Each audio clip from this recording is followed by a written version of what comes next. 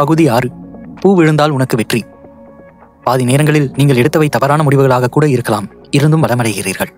கடந்த 30 ஆண்டுகளாக இது குறித்து விடாது யோசித்து வருகிறேன். இதன் கணக்கு என்று நான் நினைப்பது இதுதான். சில முயற்சிகள் வெற்றியை தரும், சில தரா. இவ்விரண்டு விளைவுகளுக்கும் சரியான காரணம் என்று விவாதிக்க எதுவும் இல்லை. அடுத்த நிகழ்வுக்கு நகர்ந்தபடியே இருங்கள். திரைப்பட நடிகர்கள் சங்க விருதை பெற்ற தருணத்தில் பிராட் பிட் குறிப்பிட்டது. ஹெய்ன்ஸ் பெர்கியூயன் 1936ஆம் ஆண்டு நாசி ஜெர்மனியிலிருந்து தப்பித்து வெளியேறியவர். இவர் அமெரிக்காவில் குடியேறி UC பெர்க்லே பல்கலைக்கழகத்தில் இலக்கியம் பயின்றவர். பலருடைய கணக்கில் இவருடைய இளமை காலத்தில் எந்த வகையான வெற்றியையும் காணாதவர். ஆனால் 1990களில் எவ்வகையான அளவீடுகளின் வகையிலும் எந்த காலத்தவரை ஒப்பிட்டாலும் பெர்கியூன் கலைப்பொருள் விற்பனையின் மிகச்சிறந்த தரகராக விளங்கினார். பிகாசோ, பிராக்யூவஸ், கிளீஸ், மேடிசிஸ் போன்ற கலை வல்லுநர்களின் படைப்புகளை 2000ஆம் ஆண்டில் பெர்கியூன் ஜெர்மனி அரசுக்கு 100 மில்லியன் யூரோக்களை விட அதிக மதிப்புக்கு விற்று சாதனை படைத்தார். ஜெர்மானிய அரசு அதை ஒரு நன்கொடை என்று கருதும் அளவிலான குறைந்த மதிப்பாகும். பொது சந்தையில் பரிமாற்றம் செய்யப்பட்ட அந்த கலைப்பொருள்களின் மதிப்பு $1 பில்லியன் விட அதிகமாக இருந்திருக்கும். ஒற்றை மனிதரால் எப்படி அந்த அளவிலான கலைப்பொருள்களை சேகரிக்க இயலும் என்பது வியக்க வைக்கும் செய்தியாகும். கலை என்பது வாங்குபவரின் எண்ணத்தை பொறுத்து மதிப்பை பெறுவது. இத்தகைய கலைப்பொருட்கள் பிற்காலத்தில் மிகப்பெரிய தொகைக்கு வாங்கப்படும் என்பதை கணிக்கும் திறமை ஒருவரின் இளம் வயதிலேயே தோன்றுவது எப்படி சாத்தியமாகிறது? நீங்கள் அதை திறமை என்று சொல்லலாம், நீங்கள் அதை அதிர்ஷ்டம் என்றும் சொல்லலாம். ஹொரைசன் ரிசர்ச் என்னும் முதலீட்டு நிறுவனம் அதற்கு ஒரு 3ஆம் விளக்கத்தை கொடுக்கிறது. அது முதலீட்டாளர்களுக்கு மிகவும் தொடர்புடைய விளக்கம் கூட. அந்த நிறுவனத்தின் கூற்றின்படி மிகச்சிறந்த முதலீட்டாளர்கள் மிக பெரும் அளவில் கலைப்பொருட்களை வாங்கி குவித்துள்ளனர். அத்தகைய தொகுப்புகளின் ஒரு பகுதியே பிற்காலத்தில் பெரும் முதலீடுகளாக கருதப்படுகின்றன. அத்தகைய சேமிப்பு மிக நீண்ட காலத்திற்கு பாதுகாக்கப்பட்டு அத்தொகுப்பின் மொத்த விலையுடன் கணிசமான லாபமும் பெற்றுத்தரும் விதத்தில் அந்த தொகுப்பில் உள்ள சில சிறந்த பொருட்கள் பெருமதிப்பை பெறுகின்றன. இப்படித்தான் அவை ஏற்றமடைகின்றன. உலகின் மிக பெரும் கலைப்பொருள் தரகர்கள் குறியீட்டு நிதிகள் போன்று இத்தகைய கலைப்பொருட்களை வாங்குகின்றனர். அவர்களால் எவ்வளவு இயலுமோ அவ்வளவையும் அவர்கள் வாங்குகின்றனர். அப்படி வாங்கும் பட்சத்தில் தனித்தனி பொருட்களாக வாங்காது ஒரு பெரும் தொகுதியாகவே வாங்குகின்றனர். பின்னர் சில நல்ல வாடிக்கையாளர்கள் வரும் வரை காத்திருக்கின்றனர். இப்படித்தான் அவர்களது வெற்றி நிறைவேறுகிறது. பெர்கியூன் போன்ற தரகர்கள் ஒரு தொகுப்பாக வாங்கிய பொருட்களில் 99% ஒருவேளை மிக குறைந்த மதிப்புடையவையாகவே இருந்திருக்கலாம். ஆனால் மிச்சமிருக்கும் 1%த்தில் பிகாசோ போன்ற படைப்பாளிகளின் கலைப்பொருட்கள் இருக்கும் என்றால் இந்த 99% ஒரு பொருட்டே இல்லை எனலாம். ஒவ்வொரு முறை விற்கும் போதும் பெர்கியூன் தோற்றிருக்கலாம். இருந்தாலும் கடைசியாக அந்த 1% மூலம் பிரமாதமான வெற்றியை காணலாம். வணிகத்திலும் முதலீட்டிலும் இத்தகைய நிலை பெரும்பாலும் இருந்து வருகிறது. காத்திருப்பின் இறுதியில் விளைவுகளின் வாய்ப்பு காட்சியளிக்கும். பொருளாதாரத்தை பொறுத்தமட்டில் நீண்ட காத்திருப்பின் இறுதியில் மிகச்சிறிய நிகழ்வுகள் கூட பெரிய விளைவுகளை ஏற்படுத்தவல்லன. நீங்கள் இந்த கணக்கை புரிந்து கொண்டிருந்தாலும் இத்தகைய நாட்கடந்த விளைவுகளுக்காக காத்திருப்பது என்பது கடினமான செயலாகும். பாதி நேரங்களில் ஒரு முதலீட்டாளர் தவறை செய்தாலும் செல்வத்தை ஈட்டல் முடியும் என்னும் இந்நிலை உள்ளுணர்விலிருந்து வெளிப்படுவதன்று. பெரும்பாலான முயற்சிகள் தோல்வியை தழுவுவதே இயல்பு என்பதை நாம் அறிந்து கொள்ளாமல் இருப்பதாலேயே ஆகும். எனவே அத்தகைய தோல்விகள் நிகழும்போது நாம் இயல்பை விட அதிக துயரத்தில் ஆழ்கிறோம். ஸ்டீம்போட் வில்லி வால்ட் டிஸ்னியை ஒரு சலனச்சித்திரக்காரராகவே பார்த்தது. தொழில்முறை வெற்றி என்பது வேறு விதமான கதை. டிஸ்னியின் முதல் முயற்சி திவாலாகி தோல்வியை தழுவியது. அவருடைய திரைப்படங்கள் பேய்த்தனமான செலவுகளை கொண்டு அமைந்தவை. அனைத்து முயற்சிகளுக்கும் பேரளவில் நிதி தேவையும் இருக்கும். 1930ஆம் ஆண்டு வரையில் டிஸ்னி ஏறக்குறைய 400 சலன படங்களை தயாரித்திருந்தார். அவற்றுள் பெருமளவில் குறும்படங்களாகவும் மக்களின் பாராட்டை பெற்றவைகளாகவுமே விளங்கின. என்றாலும் பெரும்பான்மையான திரைப்படங்கள் வணிக ரீதியாக தோல்வியை தழுவியதே. ஸ்னோ ஒயிட்டும் 7 குள்ளர்களும் என்ற படம் அந்த நிலையை புரட்டி போட்டது. 1938ஆம் ஆண்டு முதல் 6 மாதங்களில் அந்த படம் ஈட்டி தந்த $8 மில்லியன். அதற்கு முன்னர் எந்த ஒரு நிறுவனமும் மொத்தமாக ஈட்டியதை விட பன்மடங்கு அதிகம் அது. அந்த ஒற்றை வெற்றி டிஸ்னி ஸ்டுடியோவின் நிலையை எங்கோ ஏற்றிவிட்டது. நிறுவனத்தின் அத்தனை கடன்களும் திருப்பி அடைக்கப்பட்டன. முக்கியமான பணியாளர்கள் ஊக்கத்தொகை பெற்றனர். இன்று வால்ட் டிஸ்னி இயங்கும் பர்பேங்க் என்னும் இடத்தில் அத்தனை தொழில்நுட்ப வசதிகளுடன் கூடிய அரங்கத்தை வாங்கியது. பின்னர் வால்ட் டிஸ்னிக்கு கிடைத்த ஆஸ்கர் விருது அவரை சாமானியரிலிருந்து பிரபல மனிதராகவும் மாற்றியது. 1938ஆம் ஆண்டுக்குள் அவர் பல 100 மணி நேரம் ஓடக்கூடிய திரைப்படங்களை தயாரித்திருந்தார். ஆயினும் வணிக ரீதியாக பார்க்க போனால் வெறும் 83 நிமிடங்களே ஓடிய ஸ்னோ ஒயிட்டின் சாதனைதான் எல்லாம். எப்படிப்பட்ட உயர்ந்த லாபகரமான பிரபலமான செல்வாக்குடைய நிகழ்வும் ஏதோ ஓர் இறுதிக்கட்ட காரணியின் விளைவாகவே இருக்கும். அத்தகைய வாய்ப்பு 1000-ல் ஒன்றாகவோ அல்லது மில்லியனில் ஒன்றாகவோ இருக்கலாம். ஆயினும் நம்முடைய கவனம் அனைத்தும் அந்த உயர்ந்த லாபகரமான பிரபலமான செல்வாக்குடைய நிகழ்வை சுற்றியே இருக்குமன்றி அதற்கு காரணமான அந்த இறுதி காரணியை கண்டுகொள்ளாது. நாம் பெரும்பாலும் கண்டுகொள்ளாத அத்தகைய இறுதி காரணிகள் எவ்வளவு வலிமையானவை என்று கணக்கிடப்படாமலேயே கடந்து விடுகின்றன. இப்படியான இறுதி காரணியால் லாபமீட்டும் துறைகளுள் சில கண்கூடாக காணும் விதத்தில் உள்ளன. உதாரணமாக புது நிறுவனங்களுக்கான முதலீடு. புது நிறுவனங்களுக்கான முதலீட்டாளர் ஒருவர் சுமார் 50 நிறுவனங்களில் தன் முதலை இடுகிறார் என்று வைத்துக் கொள்வோம். அவற்றுள் ஏறக்குறைய பாதி எண்ணிக்கையிலான முதலீடுகள் தோல்வியுறும் என்ற அனுமானத்துடன் தான் அவர் செயலில் இறங்குகிறார். மற்றவற்றில் ஒரு 10% ஓரளவிற்கு நன்றாக செயல்படலாம். 1 அல்லது 2 நிறுவனங்களோ அவருக்கு தங்கக்கிழங்காகி அவர் முதலீட்ட அத்தனை முதலையும் திருப்பி தந்துவிடும். கோரிலேஷன் வென்சர்ஸ் என்னும் பெயரில் இயங்கிய புது நிறுவன முதலீட்டு நிறுவனம் ஒன்று தன் முதலீட்டை அதிக அளவில் இழந்தது. 2004ஆம் ஆண்டிலிருந்து 2014ஆம் ஆண்டு வரையில் இந்த நிறுவனம் ஏறக்குறைய 21,000 புது நிறுவனங்களுக்கு முதலீடு செய்துள்ளது. அவற்றுள் 65% அத்தனை மூலதனத்தையும் இழந்துவிட்டன. 2.5% நிறுவனங்கள் 10 மடங்கிலிருந்து 20 மடங்கு லாபத்தை ஈட்டின. 1% நிறுவனங்கள் 20 மடங்குக்கும் அதிகமான லாபத்தை ஈட்டின. 5% நிறுவனங்கள், அதாவது 21,000 நிறுவனங்களில் சுமார் 100 நிறுவனங்கள் மட்டும் 50 மடங்கிற்கும் மேலான லாபத்தை ஈட்டின. இத்தகைய நிறுவனங்களிலிருந்து மட்டும்தான் போட்ட முதலுக்கு லாபம் வரும். இந்த கணக்கீட்டிலிருந்து புது நிறுவனங்களுக்கான முதலீடுகள் எவ்வளவு இடர்பாடுகளை எதிர்கொள்கின்றன என்பது குறித்து நீங்கள் ஒருவாறு யூகிக்கலாம். புது நிறுவனங்களில் முதலீடு செய்பவர் அனைவரும் எந்த அளவிற்கு இடர்பாடுகளை அதிகம் சந்திக்க நேரிடும் என்பதை அறிந்தே இருக்கின்றனர். மிக பெரும்பாலான புது முயற்சிகள் தோல்வியையே தழுவினாலும் வெற்றி பெறும் அந்த ஓரிரண்டு முயற்சிகளை நம்பியே உலகம் உழல்கிறது. பாதுகாப்பானதாகவும் அனுமானிக்கக்கூடியதாகவும் நிலையான லாபத்தை திருப்பக்கூடியதாகவும் முதலீட்டு முறையை நீங்கள் எதிர்பார்த்தால் அது மிகப்பெரிய பொது நிறுவனங்களின் பங்குகளில் முதலீடுவதே ஆகும். அல்லது அப்படி பாதுகாப்பானதாக இருக்கும் என்பது உங்கள் சிந்தனையாகவும் இருக்கலாம். இறுதிக்கட்ட காரணிகளே என்றும் வெற்றியை ஈட்டும் என்பதை மறக்காதீர்கள். மிகப்பெரிய பொது நிறுவனங்களின் பங்குகளின் பரவல் காலத்திற்கு ஏற்ப அமையும். இப்பரவல் மேற்கண்ட புது நிறுவனங்களுக்கான முதலீட்டு முறைகளிலிருந்து கொஞ்சமும் வேறுபட்டதன்று.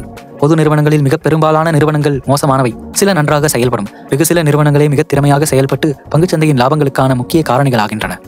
30,000 வெவ்வேறு பெரிய நிறுவனங்களின் 1980ஆம் ஆண்டிலிருந்தான லாபங்களின் பரவலை காட்டும் குறியீட்டு அட்டவணை ஒன்றை JP Morgan அசெட் மேனேஜ்மெண்ட் நிறுவனம் வெளியிட்டுள்ளது. 1980ஆம் ஆண்டுக்கு பிறகான இந்த காலகட்டத்தில் அந்த அட்டவணையில் இடம்பெற்றுள்ள 3000 நிறுவன பங்குகளில் 40% பங்குகள் தங்களுடைய மதிப்பில் 70% இழந்துள்ளன. வெறும் 7% நிறுவன பங்குகளே இந்த மாதிரி 3000 அட்டவணையின் மொத்த லாபத்துக்கு காரணமான பங்குகளாக அமைகின்றன. அத்தகைய லாபத்தை தான் நீங்கள் புது நிறுவனங்களின் மீதான முதலீடுகளின் மூலம் பெற விழைகிறீர்கள். ஆனால் அது 3000 வெவ்வேறான நிறுவன பங்குகளில் அந்த 7% வருபவை எவை என்பதை குறித்தே அமைகிறது. பொது நிறுவன பங்குச்சந்தையின் இந்த போக்கு எந்த துறையையும் விட்டு வைப்பதில்லை. தொழில்நுட்பம், தகவல் தொழில்நுட்பம் ஆகிய துறைகளில் பாதிக்கு மேலான நிறுவனங்களின் பங்கு மதிப்பு வீழ்ந்த பின்னர் எப்போதுமே சீராகவில்லை. பொதுச் சேவை துறைகளிலும் இத்தகைய வீழ்ச்சியின் தாக்கம் 10% விட அதிகமாகவே உள்ளது. இதில் சுவாரஸ்யமான தகவல் என்னவென்றால், ஒரு பொது நிறுவனமாக உயர்ந்த பின்னர் ரசல் 3000 பங்குகளில் ஒன்றாக உங்கள் நிறுவனம் இடம்பெற வேண்டுமென்றால் நீங்கள் ஒரு குறிப்பிட்ட அளவிலான வளர்ச்சியை அடைந்திருத்தல் வேண்டும். இந்த அட்டவணையில் இடம்பெறும் நிறுவனங்கள் அனைத்தும் ஏதோ ஓரிரவில் திடீரென்று தோன்றிய புது நிறுவனங்கள் இல்லை. பல ஆண்டுகள் தொடர்ச்சியாக வெற்றியை தக்க வைத்துக் கொண்டிருக்கும் நிறுவனங்கள். இருந்தபோதிலும் இந்த நிறுவனங்களின் வாழ்காலம் ஆண்டுகளால் எண்ணப்படுகின்றனவை அன்றி பல தலைமுறைகளை கண்டவை அன்று. உதாரணத்திற்கு ரசல் 3000 அட்டவணையில் முன்னர் இடம்பெற்றிருந்த காரெல்கோ என்ற நிறுவனத்தை பார்ப்போம். ராம்போவின் முதல் 3 திரைப்படங்கள், டெர்மினேட்டர் 2, பேசிக் இன்ஸ்டிங்க்ட், டோட்டல் ரீகால் போன்ற பிரபலமான திரைப்படங்களுடன் 1980களிலும் 1990களிலும் மிகப்பெரிய வெற்றிகளை குவித்த நிறுவனம் இது. 1987ஆம் ஆண்டு கரெல்கோ நிறுவனம் பொதுச்சந்தைக்கு பங்குகளை விற்றது. அது மிகப்பெரிய வெற்றியை வாரி தந்தது. அதைத் தொடர்ந்து பல வெற்றி படங்களை தந்து சாதனைகளை கண்டது. 1991ஆம் ஆண்டு $5 பில்லியன் வருவாயாக கொண்டு பங்குச்சந்தையில் $400 மில்லியன் மதிப்புக்கு உயர்ந்து நின்றது. இந்த உயரம் திரைப்படத்துறையை சார்ந்த நிறுவனங்களில் அதற்கு முன்னர் எந்த நிறுவனமும் காணாத உயரமாகும். பின்னர் அந்த நிறுவனம் படுதோல்வியை சந்திக்க நேர்ந்தது. மெகா திரைப்படங்கள் மண்ணை கவின. பெருத்த நிதி முதலீட்டில் எடுக்கப்பட்ட சில திரைப்படங்கள் தொடர்ந்து தோல்வியை தழுவின. பின்னர் 1990களின் இடையாண்டுகளில் காரெல்கோ நிறுவனம் வெறும் வரலாறாக தேய்ந்து போனது. 1996ஆம் ஆண்டு இந்த நிறுவனம் திவாலாகி பங்குச்சந்தையில் பங்குகளின் மதிப்பு 0 தொட்டு ஒரு பேரழிவை சந்தித்தது. இதை போன்ற பேரழிவுகள் 10ல் 4 பொது நிறுவனங்கள் சந்திக்கின்ற நிகழ்வுகளாகும்.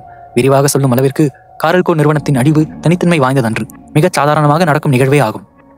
இந்த நிகழ்வின் மிக முக்கியமான கருத்து இதுவே. ரசல் 3000 நிறுவன அட்டவணை பங்கு 1980ஆம் ஆண்டிலிருந்து 73 மடங்கு பெருகியது. இந்த வளர்ச்சி மிக பெரும் வளர்ச்சியாகும். இதுவே வெற்றி. இந்த அட்டவணையில் இடம்பெற்ற நிறுவனங்களில் 40% நிறுவனங்கள் தனித்தனியாக படுதோல்வியை தழுவின. ஆனாலும் வெறும் 7% நிறுவனங்கள் மிக பெரும் அளவில் வெற்றியை கண்டு தோற்ற அந்த 40% நிறுவன பங்குகளின் நஷ்டத்தையும் சரி செய்து லாபத்தை ஈட்டி தந்தன. மைக்ரோசாஃப்ட் அல்லது வால்மார்ட் நிறுவனத்துடன் ஹெய்ன்ஸ் பெர்க்ரூயின் நிறுவனத்தை சேர்த்து பார்த்தாலோ அல்லது பிகாசோவுடன் மெடிசேவை சேர்த்து பார்த்தாலோ எப்படி தோன்றுமோ அப்படிப்பட்ட சேர்க்கை இது. வெற்றியை பெற்றுத்தந்த மிக குறைந்த எண்ணிக்கையிலான அந்த நிறுவனங்களிலும் கூட இறுதிக்கட்ட வெற்றிகளே இதை சாத்தியமாக்க உதவியுள்ளன. 2018ஆம் ஆண்டு S&P 500 பங்கின் வளர்ச்சியில் அமேசான் 6% கொண்டிருந்தது. அதற்கு முன்னர் ஃபயர்ஃபோன் திட்டத்திலிருந்து சுற்றுலா முகவர் வசதிகள் வரை பல நூற்றுக்கணக்கான திட்டங்களை கொண்டு வந்திருந்தாலும் அமேசான் நிறுவனத்தின் இந்த 6% வளர்ச்சிக்கான முக்கிய காரணிகள் இறுதிக்கட்டத்தில் அந்த நிறுவனம் கொண்டு வந்த Amazon prime, Amazon web service ஆகிய திட்டங்களே ஆகும். அதே 2018ஆம் ஆண்டு இந்த பங்கின் வளர்ச்சியில் ஆப்பிள் நிறுவனத்தின் பங்கு 7% ஆகும். இந்த வெற்றியின் காரணமும் கடைசி கட்டத்தில் ஆப்பிள் நிறுவனம் அறிமுகப்படுத்திய ஐபோன் தொலைபேசி திட்டமே ஆகும். இத்தகைய நிறுவனங்களில் எத்தகையோர் பணியாற்றுகிறார்கள் என்று நீங்கள் நினைக்கிறீர்கள்? கூகுள் நிறுவனத்தின் பணிக்கமர்த்தும் சதவிகிதம் 0.2%. அதாவது 1000 பேர்களை நேர்காணலுக்கு அழைத்து அவர்களிலிருந்து வெறும் 2 தேர்ந்தெடுத்துள்ளனர். ஃபேஸ்புக் நிறுவனத்தில் இந்த சதவிகிதம் 0.1 ஆகும். ஆப்பிள் நிறுவனத்தின் சதவிகிதம் 2. எனவே இறுதிக்கட்ட திட்டங்களில் பணியாற்றும் இத்தகையோரின் இறுதிக்கட்ட வேலைவாய்ப்பு என்றும் நாம் இதை கருதலாம். இத்தகைய வயதில் குறைவான எண்ணிக்கையிலான காரணிகள் பெருத்த லாபத்தை சம்பாதித்துக் கொடுக்கும் என்ற கருத்தை நம்பியோ எதிர்பார்த்தோ தேர்ந்தெடுத்த நிறுவனங்களின் பங்குகள் உங்கள் முதலீட்டு நிரலில் இருப்பதில்லை. முதலீட்டாளர் என்ற வகையில் இத்தகைய போக்கும் ஒரு பழக்கமாகவே உள்ளது. ஒரு சிறந்த போர் வீரனை குறித்த நெப்போலியனின் வரையறை, அவனை சுற்றியுள்ளோர் எல்லாம் ஸ்தம்பித்து நிற்கும் வேளையிலும் எவன் ஒருவன் இயல்பான நிலையில் செயல்படுகிறானோ அவனே சிறந்த போர் வீரன். முதலீட்டிலும் இப்படித்தான். பெருமளவிலான பொருளாதார ஆலோசனைகள் என்பது இன்றைய தினத்தை குறித்தனவாகவே இருக்கின்றன. நீ இப்போதைக்கு என்ன செய்தல் வேண்டும்? இன்றைய நிலையில் எந்த பங்குகள் சிறப்பாக தெரிகின்றன? ஆனால் பெரும்பாலான நேரங்களில் இன்று என்பது அவ்வளவு முக்கியம் வாய்ந்ததாக இராது. ஒரு முதலீட்டாளர் என்ற நிலையில் உன் வாழ்வில் இன்றோ நாளையோ அல்லது அடுத்த வாரமோ நீ எடுக்கும் முடிவுகள் எல்லாம் ஒரு பொருட்டே ஆகாது. ஆனால் மற்றவர்கள் சம்பித்து நிற்கும் அந்த நாள் நீ எடுக்கும் முடிவே வெற்றிக்கு வழிவகுக்கும் முடிவாக அமையும். முடிவெடுக்கும் அத்தகைய நாட்களின் எண்ணிக்கை உன் வாழ்நாளில் 1% நாட்களை விட குறைவானதாகவே கூட இருக்கலாம். 1900ஆம் ஆண்டிலிருந்து 2019ஆம் ஆண்டு வரை ஒவ்வொரு மாதமும் நீங்கள் $1 மட்டும் சேமிப்பதாக கொள்ளுங்கள். அந்த $1 மாதம் நீங்கள் அமெரிக்க பங்குச்சந்தையில் சந்தையின் நிலைமை எவ்வாறாக இருந்தாலும் முதலிடுவதாக கொள்ளுங்கள். பொருளாதார வல்லுநர்கள் பங்குச்சந்தையின் அன்றன்றைக்கான நிலவரத்தை குறித்து அது மந்த நிலையில் உள்ளது என்றோ அல்லது உயர்ந்து உள்ளது என்றோ எப்படி கூவிக்கொண்டிருந்தாலும் உங்களுக்கு அக்கூவல் எல்லாம் ஒரு பொருட்டே இல்லை. நீங்கள் தொடர்ந்து மாதம் அந்த $1 முதலிட்டுக் கொண்டிருங்கள். இத்தகைய முறையை பின்பற்றும் ஒரு முதலீட்டாளரின் பெயரை நாம் சூசன் என்போம். ஒருவேளை பொருளாதாரம் மந்தமாக இருக்கும் காலத்தில் முதலிடுவது சற்றே அச்சமூட்டுவதாக கூட தெரியலாம். எனவே பொருளாதாரம் மந்த நிலையில் இல்லாத காலத்தில் மட்டும் அந்த $1 மாதம் நீங்கள் முதலீடு செய்யுங்கள். பொருளாதாரம் மந்தமாக இருக்கும் காலத்தில் உங்களிடம் இருக்கும் பங்குகளை விற்று பொருளாதாரம் சரியான நிலையை அடைந்தவுடன் மீண்டும் முதலிடுங்கள். இத்தகைய முறையில் முதலிடும் ஒருவரை நாம் ஜிம் என்று கொள்வோம். இப்படியெல்லாம் இல்லாமல் ஒருவேளை பொருளாதார மந்தநிலை முதல் 1-2 மாதங்களுக்கு உங்களை பயமுறுத்தலாம். பின்னர் நீங்கள் நம்பிக்கை பெற்று மீண்டும் உங்கள் முதலீட்டை தொடர்கிறீர்கள். மந்தநிலை இல்லாத காலங்களில் $1 முதலிட்டு 6 மாதங்கள் கழித்து மந்தநிலை தொடங்கும் போது விற்று நிலை மீண்டும் மாறும்போது மீண்டும் பங்குகளை வாங்குகிறீர்கள். இத்தகைய முறையில் முதலிடுபவரை நாம் டாம் என்று கொள்வோம். காலம் கடந்த பின்னர் இந்த மூவரும் எவ்வளவு சேமித்திருப்பார்கள் என்று நீங்கள் எதிர்பார்க்கிறீர்கள்? சூசனிடம் அப்போது $435,551 இருக்கும். ஜிம்மிடம் $257,386 சேரும். டாமிடம் $234,476 சேர்ந்திருக்கும். சூசன் மிகப்பெரிய வெற்றியை கண்டுள்ளார். 1900ஆம் ஆண்டிலிருந்து 2019ஆம் ஆண்டு வரை மொத்தம் 1428 மாதங்கள் உள்ளன. அந்த காலத்தில் ஏறக்குறைய 300 மாதங்கள் பொருளாதாரம் மந்த நிலையில் இருந்தது. இந்த 22% மந்தநிலை காலத்திலும் சூசன் தன் நிலையை மாற்றாது இருந்ததால் மற்ற இருவரை காட்டிலும் அவர் 1/3 பங்கு அதிக டாலர்களை சேர்த்துள்ளார். இந்த கணக்கீட்டுக்கான சமீபத்திய உதாரணத்தை பார்ப்போம். ஒரு முதலீட்டாளர் என்ற நிலையில் 2008ஆம் ஆண்டின் இறுதி வாக்கிலும் 2009ஆம் ஆண்டில் தொடக்கத்திலும் உங்களுடைய செயல்பாடு எப்படி இருந்தது? அந்த செயல்பாட்டின் நிலையே நீங்கள் 2000ஆம் ஆண்டிலிருந்து 2008ஆம் ஆண்டு வரை செய்த முதலீடுகளின் மீது அதிக அளவிலான தாக்கத்தை ஏற்படுத்தி இருக்கும். விமான ஓட்டிகள் குறிப்பிடும் ஒரு பழைய கருத்து உள்ளது. மணிக்கணக்கிலான சலிப்பு நிலை காலங்களை அவ்வப்போது பிரிக்கும் அதிபயங்கர திகில் கணங்கள். முதலீட்டிலும் அதே நிலைமைதான். உங்களுடைய வெற்றியை நிர்ணயிப்பது திகிலூட்டும் அத்தகைய கணங்களில் நீங்கள் எப்படி செயல்படுகிறீர்கள் என்பது மட்டுமே. வருடக்கணக்கில் நீங்கள் அமர்ந்தபடி வானத்தை பார்த்து வந்த காலங்கள் அன்று. சுற்றியுள்ளவரெல்லாம் சம்பித்திருக்கும் நிலையிலும் எப்படி ஒருவர் இயல்பாக செயல்படும் ஆணோ பெண்ணோ சிறந்த முதலீட்டாளர் ஆவார்? தலையல்ல, மாற்றாக இறுதிக்கட்ட வாள்தான் அனைத்தையும் சாத்தியப்படுத்துகின்றது. அமேசானின் ஃபயர் ஃபோன் திட்டத்தால் பெருத்த நஷ்டம் ஆகியிருந்தாலும் என்ன, அமேசான் வெப் சர்வீஸ் போன்ற ஏதாவது ஒரு திட்டம் பில்லியன் கணக்கில் டாலர்களை வாரிக்கொட்டப் போகின்றது. இறுதிக்கட்ட வெற்றி இங்கே எதையும் சாதித்து விடுகின்றது. நெட்ஃபிளிக்ஸின் முதன்மை செயல் மேலாளர் ரெட் ஹாஸ்டிங்ஸ் ஒருமுறை தங்கள் நிறுவனத்தின் பெரிய திட்டங்களில் பலவற்றை ரத்து செய்த போது கூறியது, எங்கள் படைப்புகளை விரும்பி பார்ப்போர்களின் சதவீதம் மிகவும் அதிகமாக உள்ளது. நான் எப்போதுமே எங்கள் படைப்புக் குழுக்களை ஊக்கப்படுத்திக் கொண்டே இருக்கின்றேன். மேலும் அதிக அளவிலான இடர்களை எதிர்கொள்ளுதல் அவசியம். நீங்கள் எப்போதுமே பல்வேறு விதமான விபரீத முயற்சிகளை செய்து கொண்டே இருத்தல் அவசியம். ஏனென்றால் அப்போதுதான் திட்டங்களை நிறுத்தும் விகிதம் அதிகமாகும். இக்கூற்றை கொண்டு அவர் மனத்தளவில் குழப்ப நிலையில் உள்ளார் என்றோ அவருடைய பொறுப்பில் தோல்வியை ஒத்துக்கொள்கிறார் என்றோ எண்ணிவிட முடியாது. மாறாக அக்கூற்றை இறுதிக்கட்டம் எப்படியும் வெற்றியை தேடித்தரும் என்ற நம்பிக்கையின் வெளிப்பாடாக கொள்ளல் வேண்டும். ஏனென்றால் ஒவ்வொரு அமேசான் பிரைம் நிகழ்ச்சியையோ அல்லது அதில் வெளிவரும் orange is the new black என்னும் தொடரை காணவோ சிலர் இருக்கத்தான் செய்வார்கள்.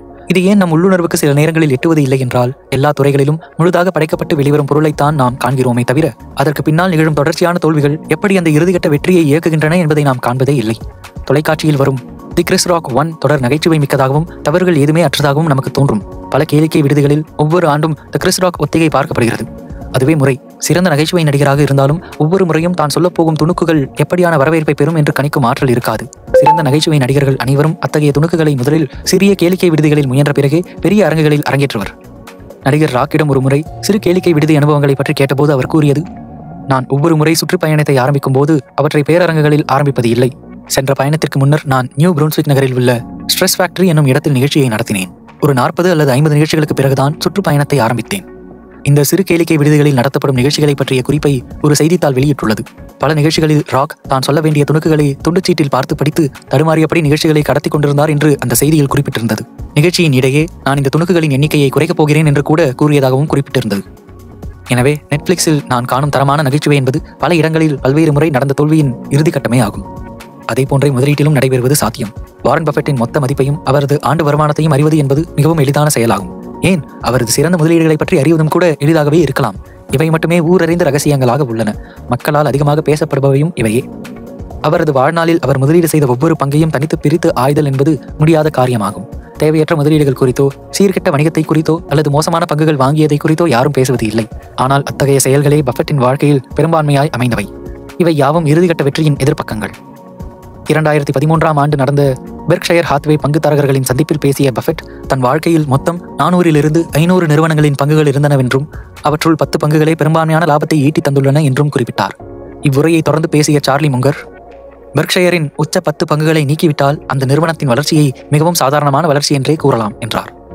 நாம் நம் உள்ள நாயகர்களின் வெற்றியை மட்டும் தனிப்பட்ட கவனத்தோடு பார்க்கின்றோம். அவர்களது வெற்றி என்பது மிகச்சிறிய செயல்களால் ஆனது என்பதை கவனிக்க தவறிவிடுகின்றோம். இத்தகைய நிலையால் நம் சொந்த தோல்விகள், நஷ்டங்கள், பின்னடைவுகள் ஆகியவை யாவும் நம் தவறுகளால் நடந்தவை என்று நினைத்துக் கொள்கிறோம். ஒருவேளை தவறாக கூட இருக்கலாம், அல்லது அத்தகைய நாயகர்கள் செய்வதைப் போல சரியானவையாக கூட இருக்கலாம். நமது உள்ள நாயகர்களின் செய்கை சரியானதாக இருந்தால் அதை போன்றே நாம் செய்தது மிகச் சரியானதாக தெரியும். இல்லையெனில் உங்களுடைய தவறுகளைப் போன்றே நாயகருடைய முயற்சிகளும் தவறானவைதான்.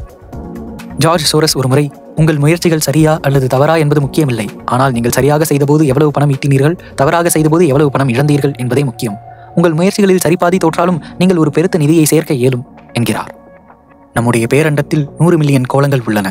ஆனால் நமக்கு தெரிந்தவரை ஒன்றில்தான் ஜீவராசிகள் வாழ்தல் இயலும். நீங்கள் படிக்கும் இந்த நூலே ஒரு தொடர்ந்த முயற்சியின் இறுதிக்கட்டத்தின் விளைவு என்பதை உணர்வீர்கள். அது மகிழ்ச்சியான ஒரு செய்தி. அடுத்து, செல்வம் எப்படி உங்களை மேலும் இன்பமாக மாற்ற உதவும் என்பதை காணலாம்.